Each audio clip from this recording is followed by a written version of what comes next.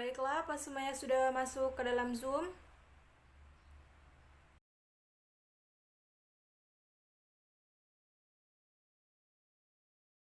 Masuk ke Zoom, tolong silakan dihubungi ya. Karena pembelajaran pada hari ini akan dimulai segera. Baik, semuanya sudah masuk ke dalam Zoom? Oke, baik. Pertama, Assalamualaikum warahmatullahi wabarakatuh. Perkenalkan, nama saya Kartika Nurhidayah. Saya dari kelas TBI 2A NIM 2011 230026. Kalian semua bisa memanggil saya Kartika atau Miss Kartika juga boleh. Baiklah anak-anak sekalian, pada hari ini kita mulai pembelajaran. Saya akan memimpin doa belajar. 1, 2, 3. Bismillahirrahmanirrahim. Raditu billahi rabba wa bil islami dina wa bil muhammadin nabiyya wa rasula. Rabbi zikni ilma warzuqni fahma. Amin ya rabbal alamin. Baiklah, semoga pada hari ini pembelajaran kita berjalan dengan lancar ya.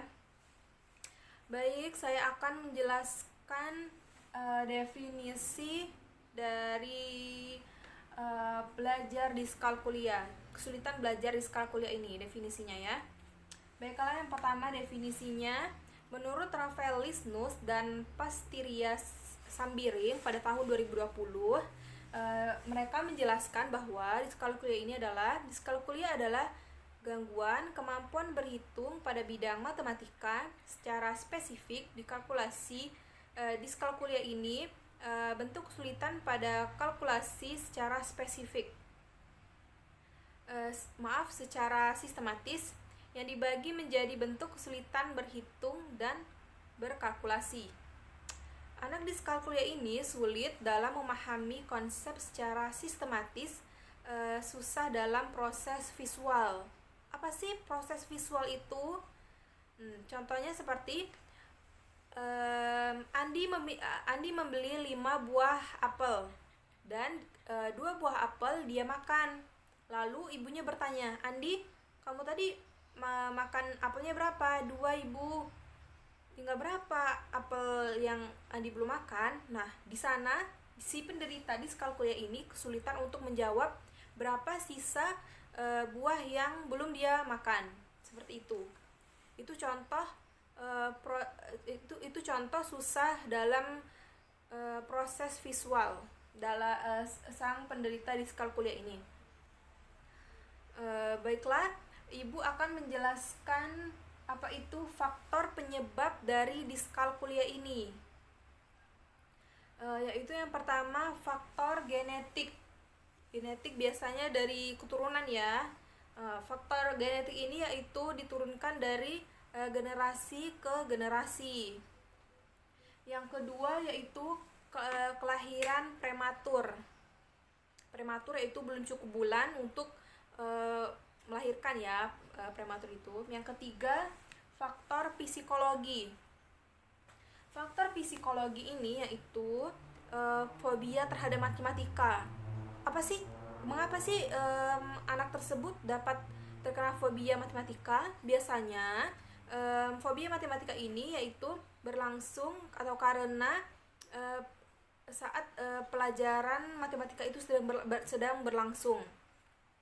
Mungkin karena anak tersebut ketakutan kepada yang mengajar, atau yang mengajar itu terlalu menekan anak tersebut untuk bisa paham. Nah, itu juga dapat memicu fobia matematika pada anak. Yang keempat, lemah dalam penglihatan.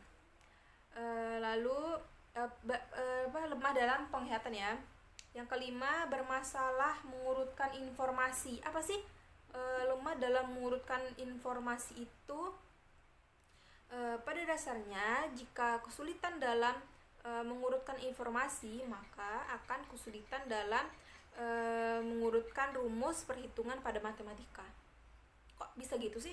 Ya, contohnya yang pertama, dalam matematika kita disajikan yaitu rumus, dan biasanya rumus tersebut ada dalam beberapa tahap, yaitu tahap pertama, tahap kedua, tahap ketiga. Kita telah menyelesaikan nih tahap pertamanya ini. Terus lalu jawaban pada tahap pertama dilanjutkan di tahap kedua, lalu tahap kedua ke tahap ketiga lagi. Nah, anak diskalkulia ini susah untuk mengurutkan informasi atau rumus. Nah, jadinya kalau misalnya diskalkulia ini dia sudah jelas tidak bisa menyelesaikan soal matematika karena dia sulit untuk mengurutkan atau menangkap informasi atau rumus matematika dengan benar.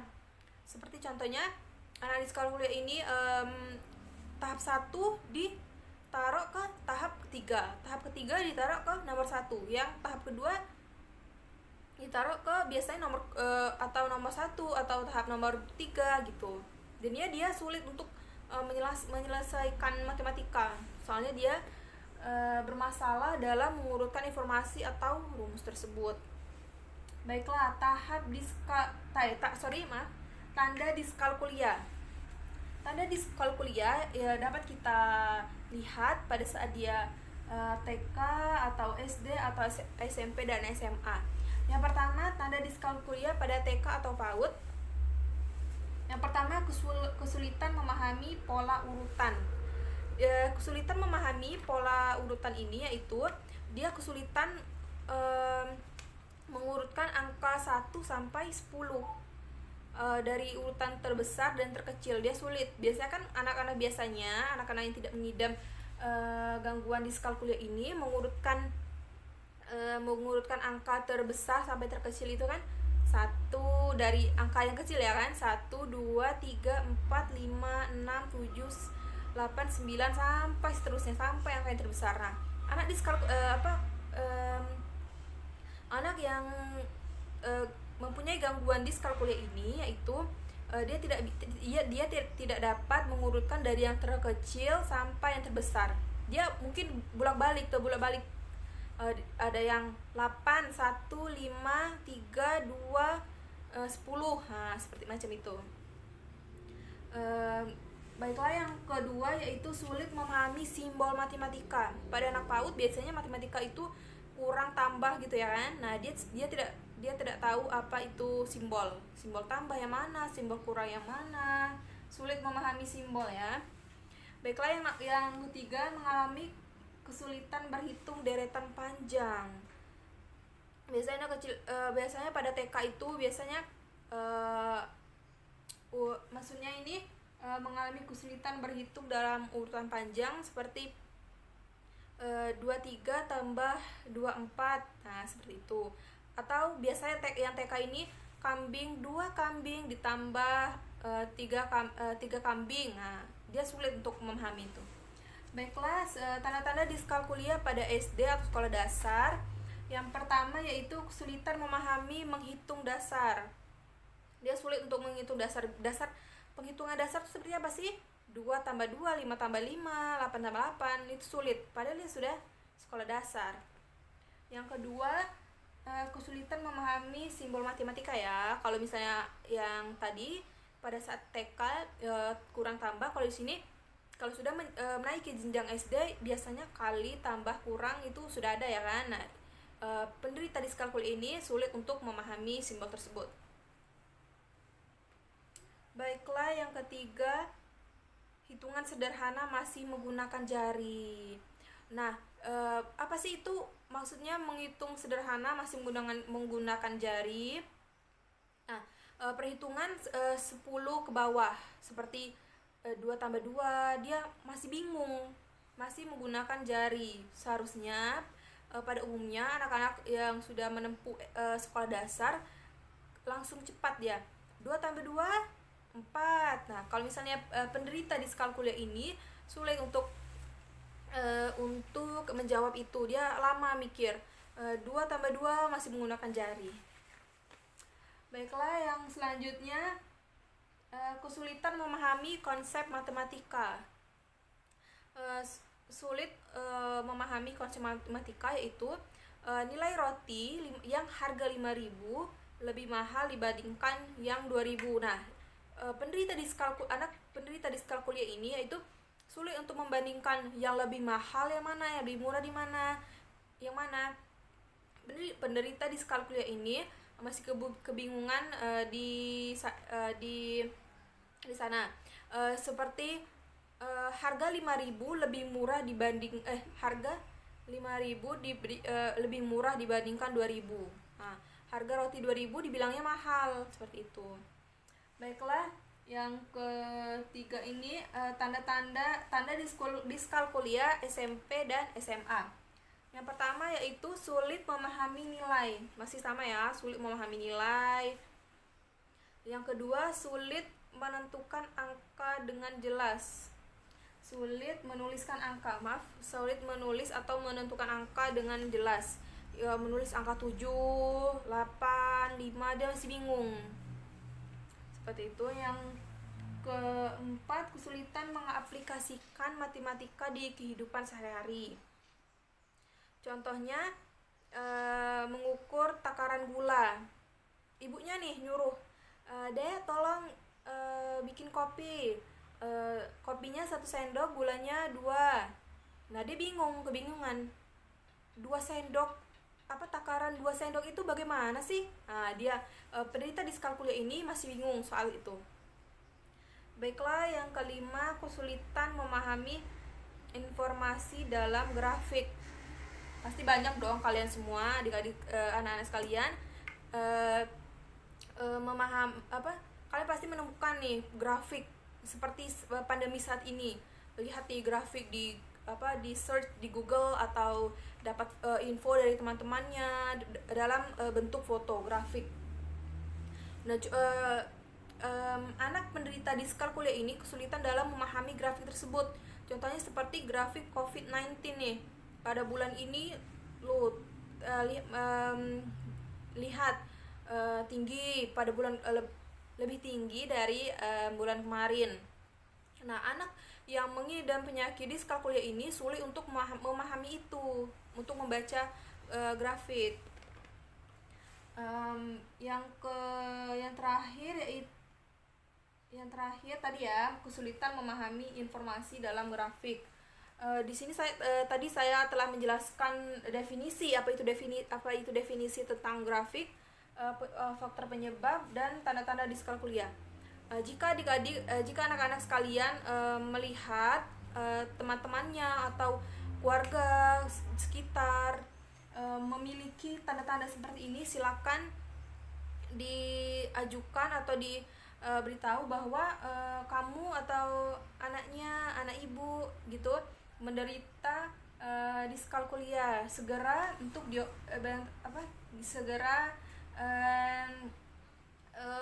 mencari jenis pelajaran yang tepat.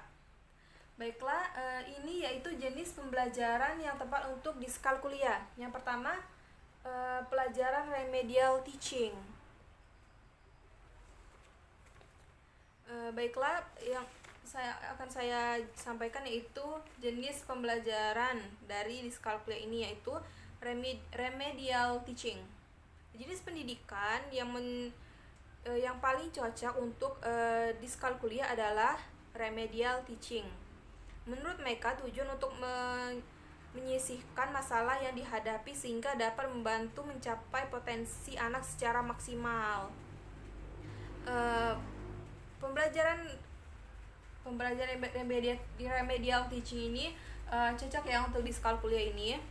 Baiklah, menurut Surya dan Amin dalam Haryanto dan Mustafa, tujuan remedial ini untuk suatu layanan pendidikan atau suatu program pembelajaran yang dilaksanakan dengan perlakuan khusus diberikan guru kepada siswa yang mengalami kesulitan dan hambatan dalam kegiatan belajar mengajar dalam matematika, sehingga siswa tersebut mencapai standar kompetensi yang telah ditentukan. Baiklah, tujuan pelajaran diskalkulia ini seperti contohnya, menurut Surya dan Amin, untuk memahami diri murid itu sendiri. Yang kedua, mengubah dan memperbaiki rata-rata belajar yang sesuai dengan kesulitan yang dihadapi murid. Yang dihadapi murid ini yaitu yang dihadapi anak yang mengidam diskalkulia. Yaitu yang ketiga, untuk memilih potensi dan materi belajar yang dalam menghadapi kesulitan belajar murid. Lalu untuk mengembangkan sikap-sikap dan kebiasaan baru untuk mendorong tercapainya hasil belajar yang baik. Yang terakhir, untuk melaksanakan tugas yang diberikan. Baiklah, inilah remedial teaching ini cocok untuk diskalkulia ya. Baiklah, setelah saya menjelaskan remedial teaching ini, ada beberapa contoh bentuk solusi untuk anak yang menderita diskalkulia ini. Yang pertama, membuat rencana belajar khusus, yaitu ya seperti ini ya, rencana belajar khusus seperti remedial teaching ini ya kan. Yang kedua yaitu membuat permainan berbasis matematika. Gimana sih permainan berbasis matematika ini? Seperti permainan apa sih yang anak-anak suka gitu kan, lompat-lompatan atau apa gitu kan. Contohnya seperti kita membimbing anak tersebut bermain, sepertinya lompat-lompatan ya. Contohnya lompat-lompatan, permainan lompat-lompatan gini, ayo lompat ke kiri 2 kali, 1, 2, sambil kita ucapkan berapa kali dia melompat. Nah, ayo ikuti, 1, 2, melompat ke kiri. Lanjut melompat ke kanan 2 kali, 1, 2. Nah, berapa kali kalian melompat kiri dan kanan? Nah, ayo lompat kembali sembari berhitung. Ke kiri 1, 2, ke kanan 3, 4. Jadi berapa kali nih lompatannya? 4, seperti itu ya. Agar anak tersebut tidak anak tersebut tidak pusing atau tidak merasa terbebani dalam pelajaran matematika sambil bermain, seperti itu. Yang ketiga, memperbanyak porsi matematika daripada pembelajaran lainnya.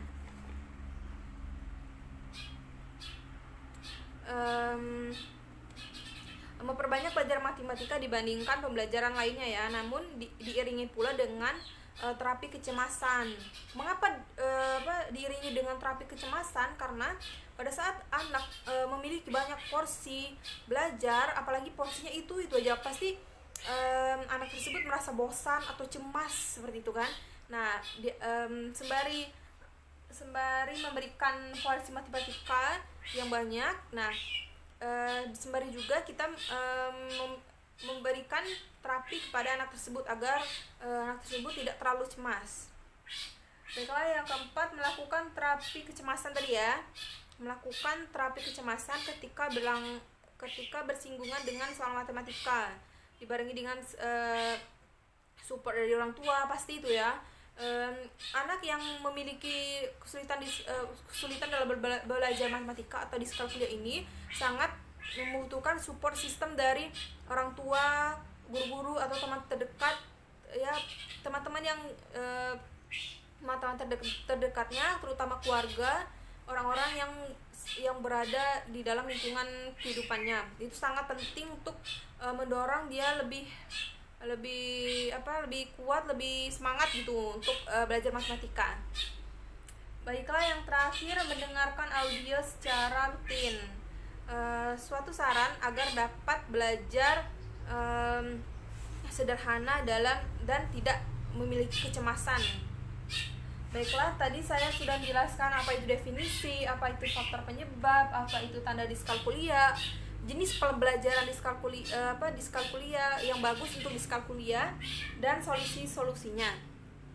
Baiklah, jika kalian melihat atau menemukan contoh-contoh teman-teman kalian atau adik-adik kalian di rumah, kalian bisa mensolusikannya dengan jenis pembelajaran ini atau solusi yang sudah saya jelaskan tadi ya. Baik, waktu pembelajaran sudah selesai. Jika ada yang ingin ditanyakan, bisa ditanyakan nanti ya. Baiklah, mungkin sampai sini yang bisa saya sampaikan tentang kesulitan belajar di skala kuliah. Baiklah, sebelum saya tutup pembelajaran pada hari ini, saya himbau untuk 3M, yaitu mencuci tangan, memakai masker, dan menjaga jarak agar kita dapat memutus rantai virus COVID-19 yang masih berlangsung pada saat ini, agar kita dapat bertatap muka dalam belajar. Baiklah, terima kasih atas perhatiannya. Lebih kurangnya saya mohon maaf. Wassalamualaikum warahmatullahi wabarakatuh. Kafaratul majlis. Subhanakallahumma wa bihamdika asyhadu an la ilaha illa anta nastaghfiruka wa atubu ilaik. Terima kasih. Wassalamualaikum warahmatullahi wabarakatuh.